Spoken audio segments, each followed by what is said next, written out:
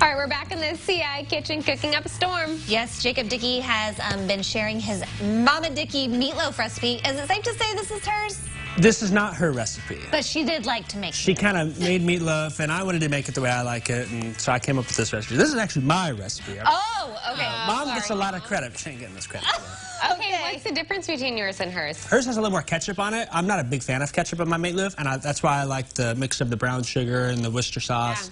Worcestershire. Whatever the word is. Yeah, you know. Yes. Wait, Heather, do you We're like? going to mess that up every time. I wish we had a little counter going down at the bottom of how many times we've said Worcestershire during the last 2 seconds. Yeah, every time we try and say it. Okay, now, this is, I mean, obviously there's meat involved, hamburger, ground beef, but Yeah, you've thrown in, like, carrots and potatoes. Carrots, potatoes, yeah. You know, you see that sometimes with, like, a pot roast. I just want to do it all in one and have it done here. Now, this meatloaf, when you make it, I will say, it turns to be out a little more, I don't want to say, I'm trying to think of a word that's, like not gooey, but it's very wet. No, it's wet. It's very wet compared to most. You want to say moist, but you don't want to say moist. I know. It's a very wet mixture, and you'll look at it and be like, oh, damp. Right? It's a little damp? It's not damp. It's wet. I like moist.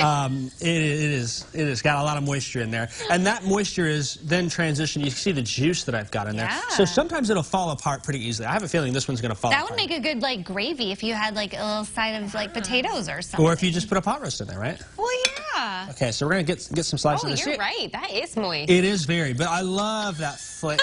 I love that flavor. See, this one's kind of trying to fall apart on me. A little bit of a disaster there, but you know what? The flavor, it all goes down the same. It's excellent. You're right about that. And my wife loves it. That's most important. I hope you like it too, Heather. But if not, that's okay, right?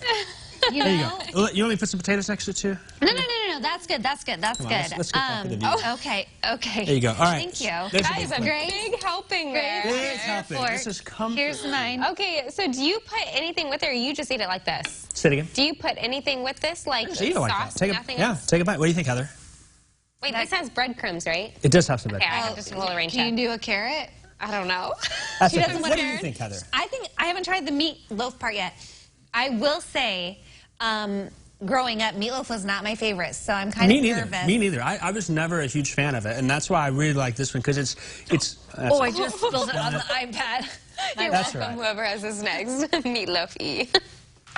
Ooh, that was good flavor. Doesn't it have good flavor? It does have that, good flavor. That red wine vinegar really kind of gives it a nice.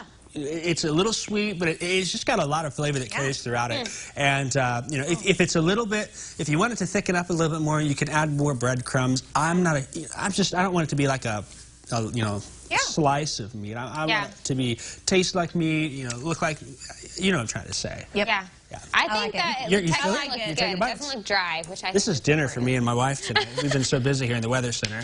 Oh my God. Well, I'll bring it home, honey. We appreciate all the work you've been doing, keeping everybody informed of what's been happening here around Central Illinois. StayLiving.tv is where you can find Jacob's recipe and all of his recipes that he shares here with us.